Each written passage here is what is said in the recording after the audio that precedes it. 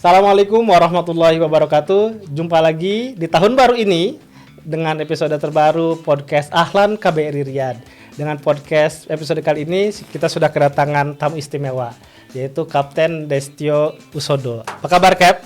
Baik, alhamdulillah. Wah, terima kasih sudah menyempatkan hadir ke KBRI. Siap. Boleh kenal dulu, Cap? Baik. Sebagai apa di Riyadh ini? Oke, terima kasih. Perkenalkan, nama saya Destio, Kapten Destio Usodo. Saya saat ini kerja di Fly Adil. Maskapai penerbangan ya? Penerbangan, sister company dari Saudi Airlines yang bergerak di low cost carrier airlines sebagai Kapten Airbus 320. Oh, pilot ya berarti ya? Pilot, yes. Tadi Airbus 320? Airbus 320. Itu yang besar ya, yang lebar? Nah, yang kecil, yang narrow body, yang 186 penumpang total. Oh, oke. Ya, sudah berapa lama, Cap, di Riyadh atau di Arab Saudi? Saya join di Fly Adil dari bulan April 2024 dan sampai bulan Juni di Jeddah. Oh, di Jeddah Saudi, dulu. Ya. Oke. Setelah itu assignment ke Riyadh. Dari bulan Juli awal 2024 sampai saat ini. Oh, berarti gitu, ya berarti ini. Sekitar setahun berarti. Udah setahun lah, hampir setahun. Ya, hampir setahun. Hampir setahun gitu. Sebelumnya di mana, Cap? Sebelum di sebelumnya atau gini deh. Cerita gimana kok jadi pilot itu, tertarik jadi pilot, cita-cita sejak masa kecil atau gimana? Kebetulan orang tua saya aviasi juga. Oh, oke. Aviasi. Cuma bukan sebagai pilot. Almarhum itu sebagai ground staff ya, komersial. Dia dulu dari KLM tahun 60-an gitu. Garuda di bagian Flight Operation Officer. Kemudian pindah ke Merpati. Saat itu saya juga mengikuti beliau. Hidup di kalangan aviasi. Di situ juga banyak pilot-pilot. Setiap sore juga kalau pas saya masih kecil tuh ya, dulu pas saya di Papua dulu, di Irian Jaya dulu tahun 80-an gitu, di Biak, saya setiap sore ke pesawat lihat gitu kan, pilotnya turun. Nah di situ akhirnya menggugah saya untuk kecintaan saya sebagai anak kecil saat itu, melihat profesi pilot yang keren banget gitu ya. Memang keren kan? Memang keren ya. Disitulah akhirnya mulai tertarik dengan dunia aviasi. Akhirnya SD, SMP, SMA fokus. Jadi nggak pernah saya lari kemana-mana, tetap fokus passionnya sebagai penerbang. Jadi kalau ditanya dulu SD itu sekolah, cita-cita jadi apa? Nggak pernah berubah? Nggak pernah berubah. Selalu pilot sampai lulus. Gitu. Kebetulan habis itu saya kan pindah-pindah ya, karena orang tua juga pindah dari Papua dulu di Irian Jaya, terus sempat di Sulawesi Selatan, akhirnya Jakarta dan di Surabaya. Di situ Surabaya lulus SMA, dapat kesempatan dari program pemerintah saat itu Merpati dan Garuda untuk pengiriman kader-kader pilot, kadet pilot ke Australia dan New Zealand tahun 93 saat itu. Ya kebetulan dari sekian banyak orang saya dapat kesempatan, rezeki, berarti beasiswa. Pertama kali jadi pilot itu tahun berapa?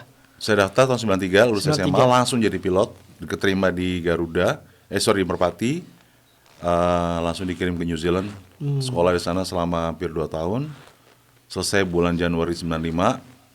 Setelah itu langsung masuk ke maskapai Merpati Nusantara. Habis itu setelah itu dapat rating, saya terbang umur 20 tahun. Gitu. Jadi sejak 20 tahun sudah menerbangkan pesawat? Sudah. Wah. Saat itu tahun 95 ya. 95. Berarti sudah 30 tahun. Oke. Setelah dari Merpati kemana?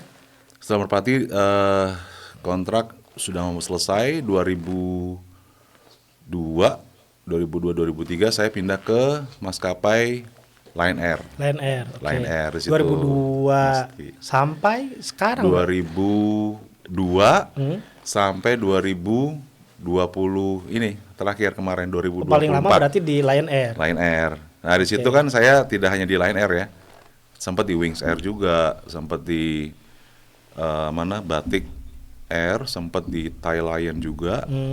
Yang di grup Lion. Ya di Lion Group Corporate situ. Cerita dong Cap, ini tantangan dalam karir itu gimana sih? Sebagai tadi kan pindah-pindah sejak kecil, Iya, kemudian iya. sekarang pun menjadi pilot pun pindah-pindah. Iya. Itu gimana tuh tantangannya? Tentunya kalau umur pilot itu memang profesi yang sangat membanggakan ya. Iya.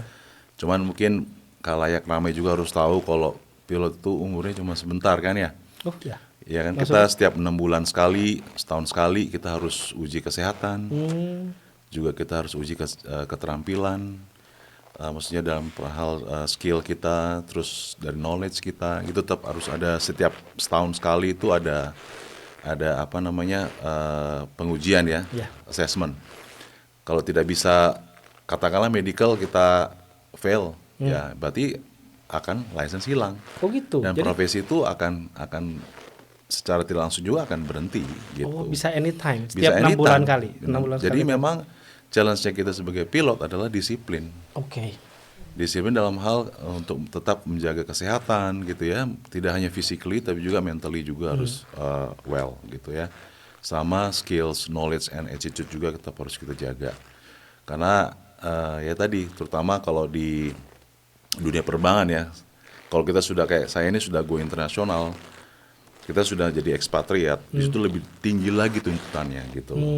Saya tidak mini ke Indonesia, enggak. Maksudnya kalau kita sudah ada di luar negeri ini, terutama di Saudi, itu sudah levelnya sudah harus S2 lah kira-kira gitu ya. Oke. Jadi memang harus standarnya juga emang harus tinggi. Nah itu challenge-nya buat kita, saya nih sebagai pilot gitu ya. Yang kedua tentunya challenge yang lainnya banyak hal ya, karena profesi pilot itu kan profesi yang aneh ya. Aneh itu kenapa? Aneh kenapa? Karena kita kenapa kerja di udara Di gitu. udara, Itu kan berarti kan melawan kodrat ilahi kan gitu ya. Kenapa tuh? Selama ini kan orang kerja di bawah, ini kapan kerja di atas. Oh, gitu. Jadi kan pada saat kita meninggalkan tanah ini kan hal yang paling kecil pun itu sudah menjadi resiko atau menjadi hazard dan threat yang begitu banyak gitu. Jadi challenge-nya pada saat kita sudah di atas udara itu banyak sekali. Tidak hanya Karena dari itu sisi bukan tempat habitat alami Betul, manusia gitu ya. betul. Kita bekerja di pressurized gitu ya. Pressurized area yang bisa sampai ke pound square inch sampai mencapai 7,8. Jadi kan memang itu challenge kita juga sebagai individu ya. Kita harus memiliki physically yang kuat gitu ya. Karena terbang dengan terutama yang long haul ya 3 jam gitu kan. Kan bukannya ada autopilot ya? Ada autopilot, tapi kan tetap dikompres gitu ya. Oke. Nah, challenge-nya juga tadi saya katakan tidak weather, cuaca mungkin ya. Dan kedua mungkin dari internal ya, kayak technical, mungkin ada technical failure atau mungkin ada juga dari sisi eksternal mungkin ada traffic atau mungkin juga dari internet juga penumpang yang mungkin bermasalah. Dari banyak sekali challenge yang dihadapi pilot saat itu. Oke, kalau Cap Destio ini di Fly and Deal ada berapa banyak pilot Indonesia? WNI? Dua. Yang pertama siapa? Kapten Dimas. Kapten Dimas. Dia di Jeddah sekarang. Oh, di Jeddah. Di Jeddah. Jadi tidak banyak ya orang Indonesia juga yang Tidak. jadi pilot di Banyak yang mau berminat banyak sekali. Cuman mungkin belum rezeki. Jadi cuman baru 2 nih yang di Fly. Mudah-mudahan nanti bulan depan kayak ada nih Mas. Oke. Ada 1. Tapi masih dalam masuk training. Itu Jadi- tantangannya gimana kerja dengan banyak? Pasti kan di dunia aviasi ini khususnya di penerbangan komersil banyak orang asing ya. Betul. Kerja rekan kerja itu kan mungkin dengan co-pilot juga dengan Betul. flight attendants juga kan pasti Betul. orang dari bangsa lain. Itu ada perbedaan bekerja di Indonesia Iya. dengan bekerja di Arab Saudi nggak? Bedanya gimana? Iya, tentunya beda. Jadi terutama mungkin sudah di kalangan pilot ya. Di Saudi ini memang sudah terkenal dengan tingkat kesulitannya untuk bisa masuk dan bisa lulus. Oh gitu. Iya, Dibandingkan di negara lain? dibanding negara lain. Kalau saya survei ya, menganalisa ya, karena di sini ini contoh. Jadi tidak hanya skill saja yang dibutuhkan, tapi knowledge. Jadi makanya saya bilang tadi, kalau kita mau masuk ke Saudi, maskapai di Saudi ya, itu paling tidak gradingnya sudah S2. Oke. Kepilotannya ya. Karena kalau pengalaman saya nih pada saat saya di Indonesia, sama assessment di Saudi. Sini lebih tebal. Oke. Tebal sekali. Jadi banyak sekali pertanyaan-pertanyaan yang harus dijawab dan tidak mudah gitu. Apalagi kalau udah umur 30-40 kan untuk ngapal aja susah kan gitu kan. Tapi di sini mereka nggak mau tahu. Pokoknya harus hafal aja. Kalau nggak bisa ya udah lu fail. Kalian fail. Jadi tingkat failure rate-nya tuh terutama pilot ya di Saudi itu sangat besar. Pada saat assessment pun sama sudah mulai itu susah banget gitu. Ini saya tidak ingin mengecilkan, maksudnya tidak menakut-nakuti mungkin teman-teman lihat di acara ini, wah ini kok susah banget. Enggak. Tapi memang tadi saya bilang, kan dari sisinya pribadi dulu. Secara individu dia harus siap dong. Iya. Namanya profesional, kita kan profesional ya, skills, tenaga kerja skills ya, menggunakan skill. Kan harus profesional. Ya kalau kita memang dari awal sudah siap untuk segala macam pertanyaan-pertanyaan itu, ya kita pasti akan bisa ngelewatin dengan baik gitu loh. Jadi memang tingkat kesulitannya lebih besar. Nah, kedua masalah tadi kan ini ada namanya multicultural ya. Betul. Tadi kan sering ngomong multicultural. Tentunya itu juga menjadi tantangan, challenge juga. Tapi di dunia aviasi kita sudah diajarkan apa itu namanya cockpit resource management, crew resource management, CRM. Jadi di situ kita diajarkan bagaimana berinteraksi gitu ya di suatu teamworks gitu. Nah di situ ada cara-caranya memang dari awal CRM ini kan sudah diperkenalkan pada sama zaman Garuda dulu Pak Direktur Wiwiko tahun 70-an itu bagus sekali ya. Nah itu sekarang sudah kita implementasikan. Jadi untuk memitigasi ada perbedaan multicultural yang ada di kokpit itu bisa dengan cara seperti itu. Jadi bagaimana kita respons dengan partner kita, terus ada masalah dengan kita mengalami konflik gitu ya, bagaimana konflik resolutionnya apa sih yang harus kita lakukan. Jadi sudah ada step by step itu. Jadi so far sih selama ini karena kebanyakan first officer saya kan dari Saudi lokal ya, orang-orang lokal Saudi, dan mereka so far tidak ada komplain lah. Karena bagaimana kita men-treat mereka. Nurut orang Saudi sama orang Indonesia ya? Kalau kita bisa memperlihatkan kalau kita adalah knowledgeable, dia akan obey. Maksudnya dia akan respect gitu ya. Tapi kalau kita juga aura-auran ya mereka juga pasti aura-auran juga. Wah ini nggak bener nih kan gitu kan ya. Tapi kalau wah ini profesional nih, dia akan lihat. Orang kan dari situ ya. Kalau si leadernya memiliki kemampuan yang ya saya ngomong saya jago, enggak, maksudnya sesuai dengan apa yang SOP gitu kan, dia juga pasti akan respect. Iya. Itu gampang kok sebenarnya. Ya kita follow aja SOP. Pasti mereka juga akan oke, siap kan gitu kan, semuanya akan baik gitu. Iya, itu salah satunya follow SOP. Kalau kita sudah lari ke kiri lari ke kanan nggak sesuai dengan standard operating procedure ya, kan kasihan juga, bingung dia. Karena itulah terjadi konflik. Makanya nggak boleh kita keluar dari SOP, harus sesuai dengan policy gitu. Itu mitigasinya. Makanya konflik CRM selama ini sih nggak ada. Kalau saya ya pribadi. Tapi memang jadi pilot itu ini ya, apa ya? Yang saya lihat itu kalau kita naik pesawat itu pasti kan sudah ya udahlah percaya hidup mati sama pilot kan. Kita nggak mungkin ngomentarin pilot kok pilot baunya gini baunya gitu.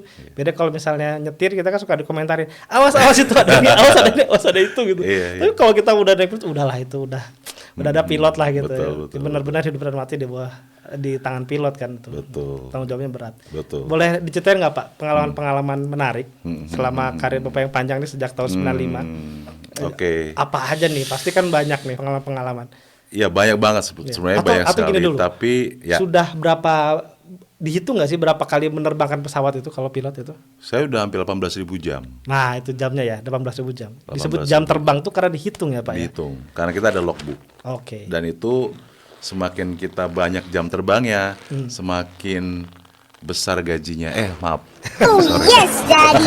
Maaf. Nah itu boleh tuh di follow up tuh.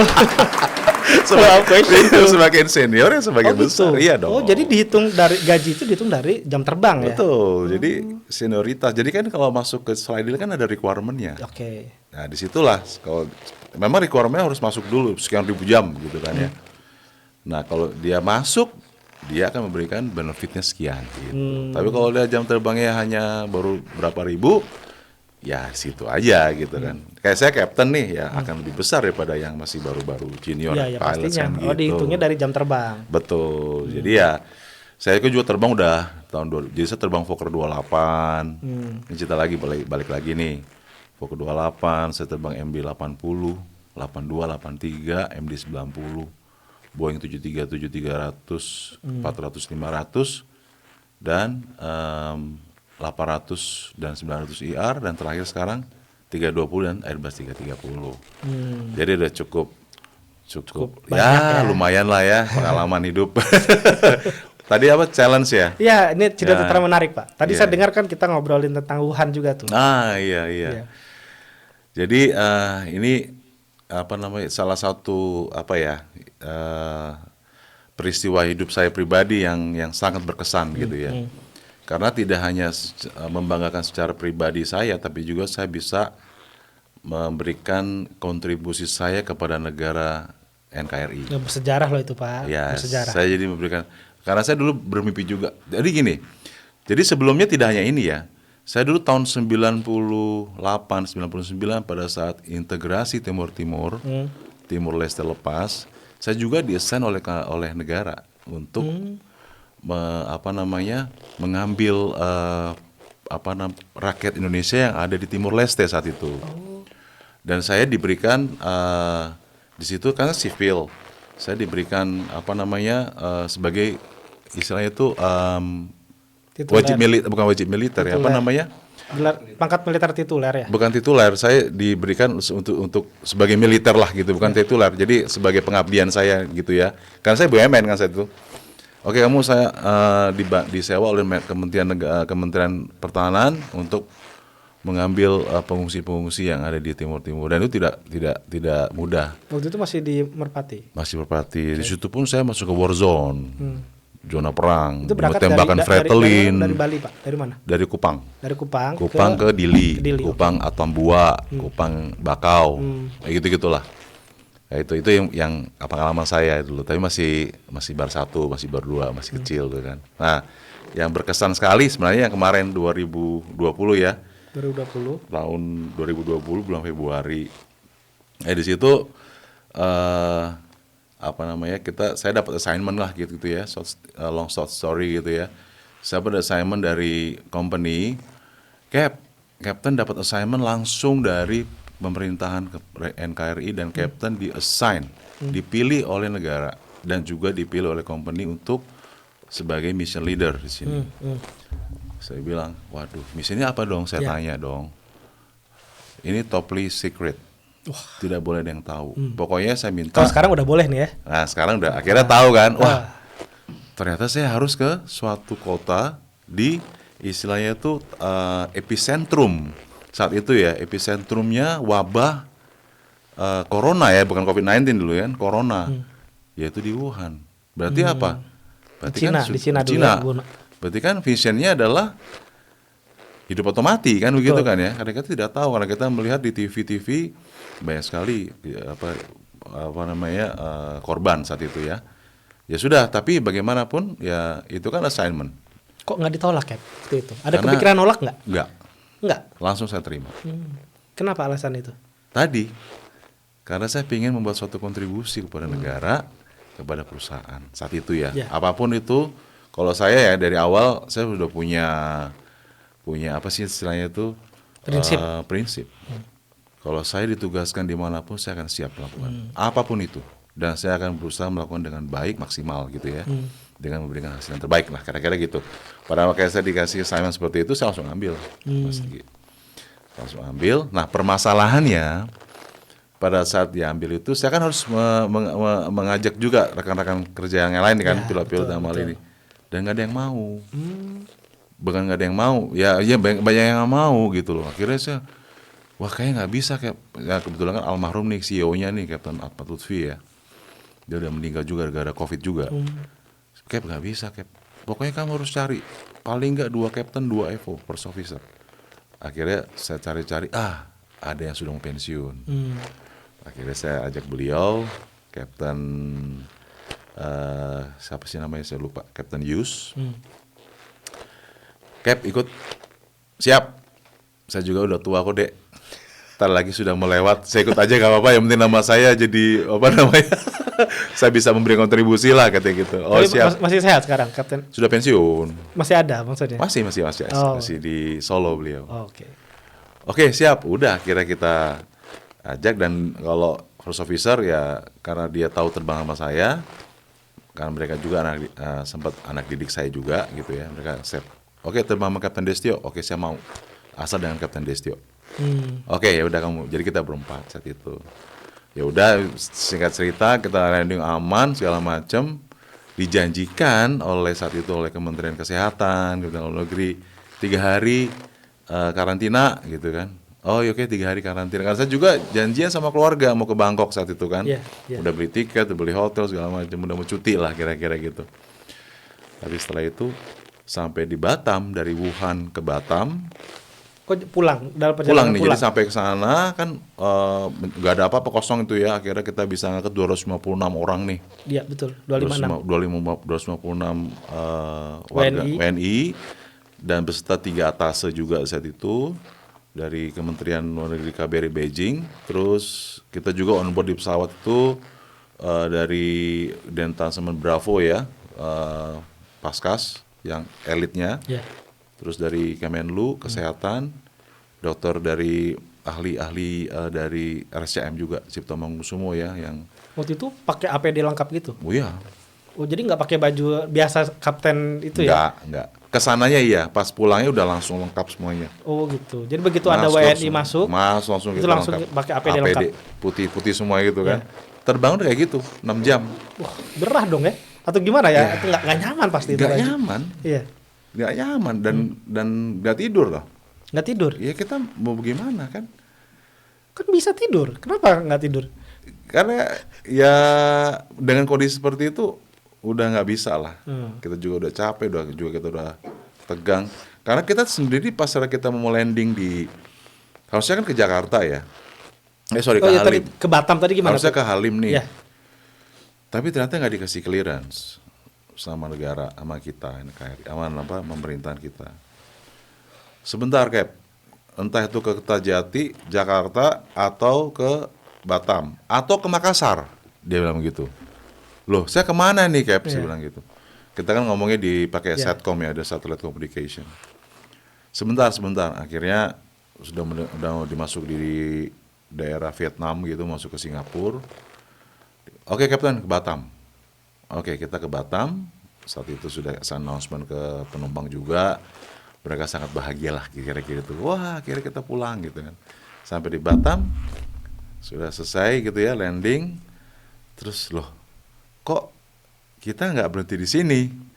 Kapten, pesawatnya sudah siap, pesawatnya TNI AU. Oh. Kemana? Kapten ke Natuna. Kok ke Natuna? Karantina di sana selama 14 hari. Oh. Bersama, Tapi yang 256 WNI tadi langsung ke Jakarta? Sama, enggak. Oh ke Natuna Jadi dulu? Natuna saya, kru saya gitu sama tim kita lah ya, tim kita dan WNI 256 semuanya dipindahkan ke Natuna. Dari Batam ke Natuna? Naik pesawat TNI AU. Kru TNI AU pun mereka juga karantina di sana 14 hari. Oh. Jadi semuanya di sana. Nah disitulah kita, aduh udah berantakan semua kan ya. Tapi ya tadi, ya bagaimana, kita kan assignment. Kebetulan keluarga juga sangat mendukung gitu ya. Istri saya, anak saya, mereka wow, hebat, amazing gitu ya. Mendukung papanya lah gitu. Akhirnya 14 hari kita lewati gitu ya, kita olahraga. Mungkin pernah lihat juga di villa itu gitu. Akhirnya takut juga ya, ini kena nggak ya? Karena kita sana pun ditolak sama Natuna. Sama penduduk Natuna. Mereka demo, bakar-bakar lah. Terus air untuk mandi kita juga di shut off sama mereka. Akhirnya bukan bentrok sih, akhirnya ada negosiasi juga dari TNI AU, TNI AD segala macam. Akhirnya bisa lagi ada air buat mandi gitu kan. Ya, begitulah sengsara gitu. Tapi ya is okay gitu ya. Akhirnya selesai 14 hari, kita dicek lagi darah segala macam, aman. Dari itu baru kita pulang ke Jakarta. Sempat kena COVID ya? Selama ini? 3 kali. Oh 3 kali ya. Jadi tapi tidak ketika misi Wuhan Enggak, itu ya? Tidak. Setelahnya baru Setelahnya baru kena.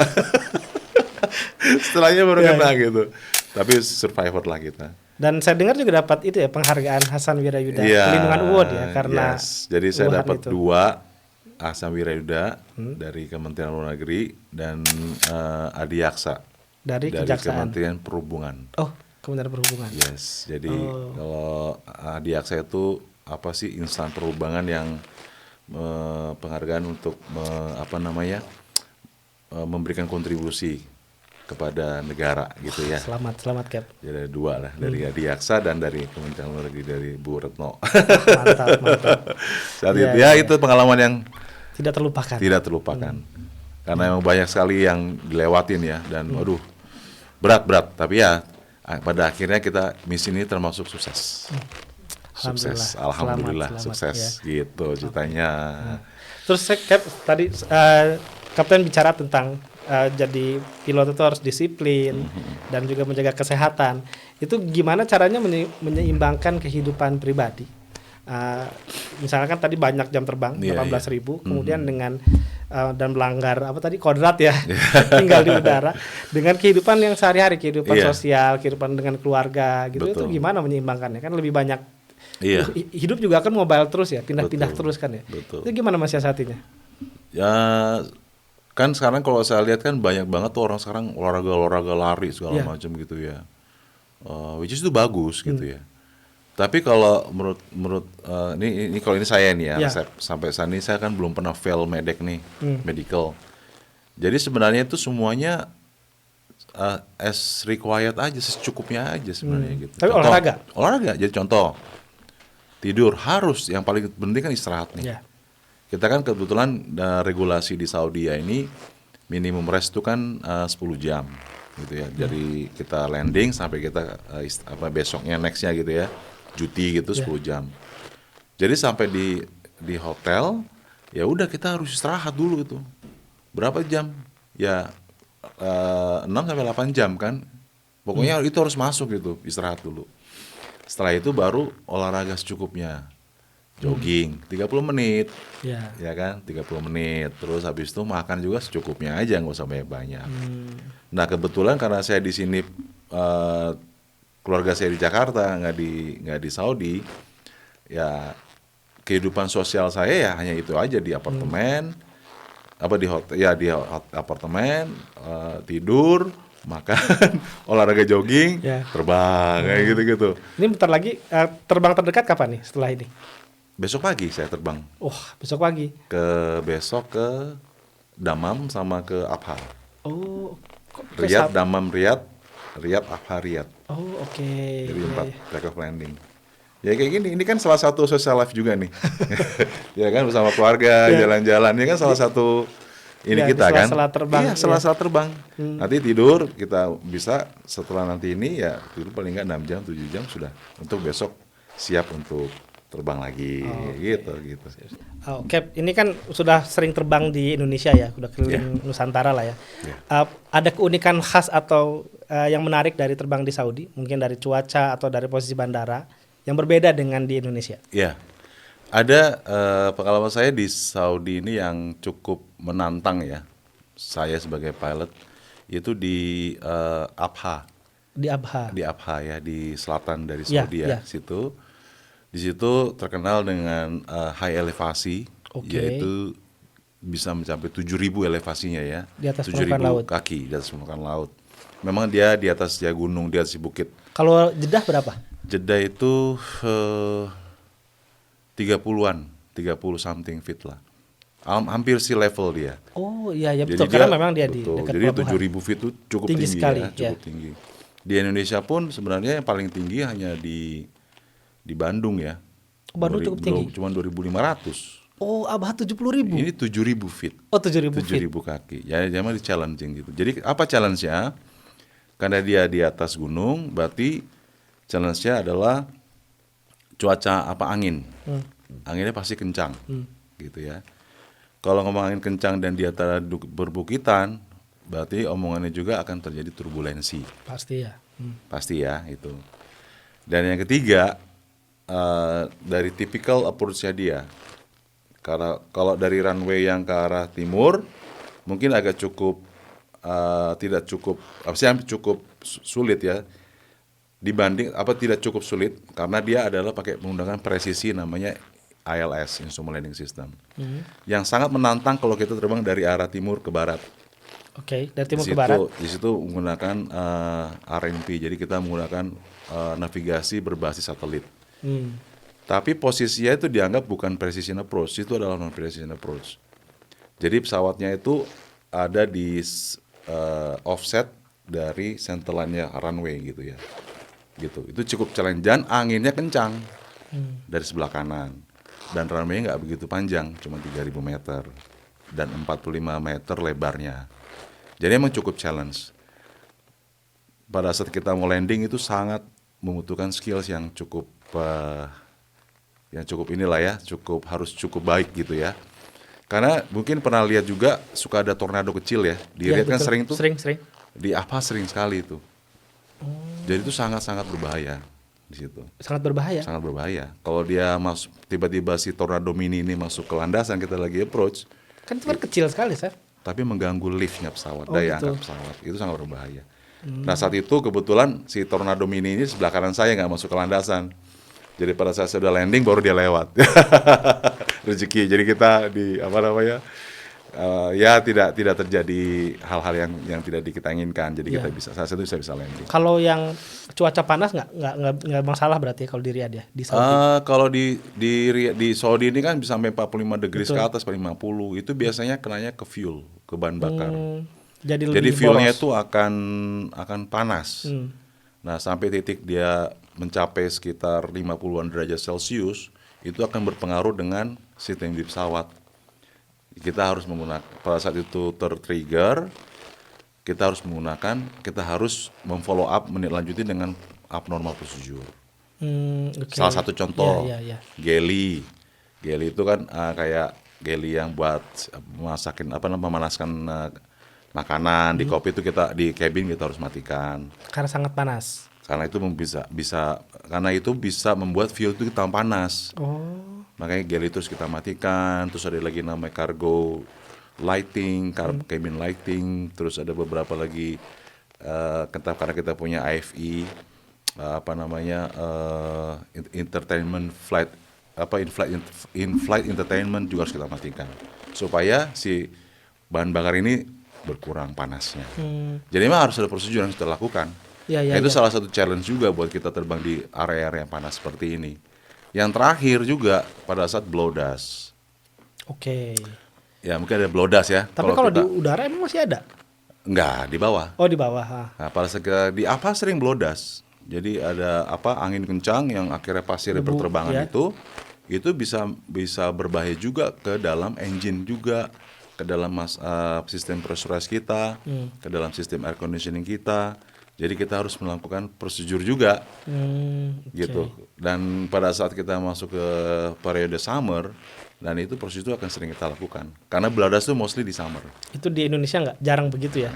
Nggak paling ini vulkanik. Kalau di Indonesia kan vulkanik es ya, gunung meletus gitu-gitu. Kalau di sini tadi badai pasir. Itu yang khas di sini. Khas di sini dan itu challenging buat kita lah. Ini saya kepikiran sesuatu di pertanyaan nih. Kok di akhir tahun ini, biasanya di akhir tahun kok sering kecelakaan pesawat ya? Yang kayak kemarin-kemarin ini kan minggu-minggu kemarin ini kenapa ya Cap ya? Jadi mungkin banyak, jadi gini, kecelakaan itu kan tidak terjadi karena single factor. Betul. Banyak, dia ada kontribusi dari ada beberapa faktor gitu kontribusi.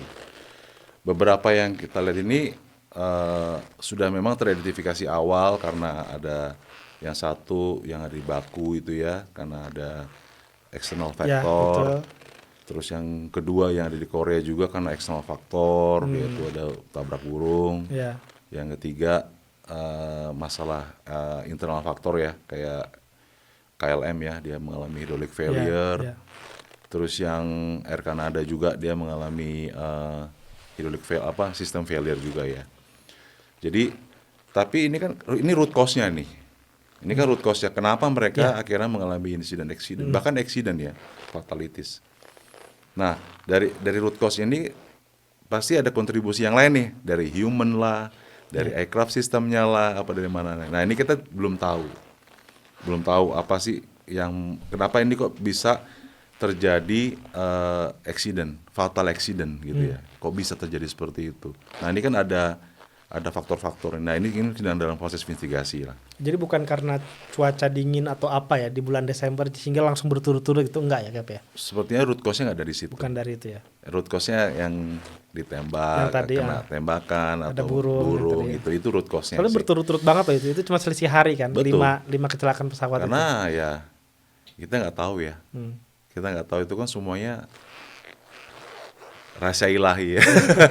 Tiba-tiba mungkin 20 tahun nggak ada apa-apa, Iya. ya kan? Ya ini kebetulan akhir tahun aja sih. Jadi kita juga ya ini kalau menurut saya sih memang waktunya aja sih. Dan di saat yang bersamaan gitu ya.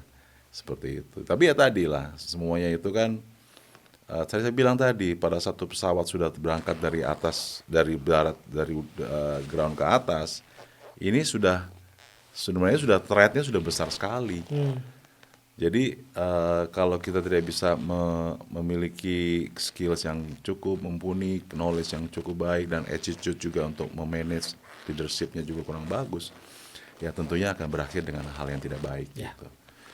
Dan tadi itu proses pilot tidak mudah. Pasti. Memang sih cukup menggiurkan dengan buat dapur ya. Iya. Tapi di balik itu ada behind the skin itu banyak banget yang harus diwaspadai. Betul. Tanggung jawabnya besar. Besar banget, dan tadi penumpangnya nggak tahu apa. Iya. Yang tahu kan cuma orang di depan, gitu kan ya. Nah kita harus ya begitulah. Jadi memang tidak mudah ya jadi pilot. Oke. Sip. Terima Kira-kira kasih. gitu. Ya. Siap. Nah, Cap, ini mungkin pertanyaan terakhir ini. Siap. Apa saran? Tadi kan Cap bilang bahwa Iya. banyak juga nih orang-orang Indonesia yang pengen kerja sebagai pilot di Oke. Arab Saudi. Iya, iya. Saran-saran apa yang mau dikasih ke junior-junior Cap Destio? Siap. Situ mungkin Cap.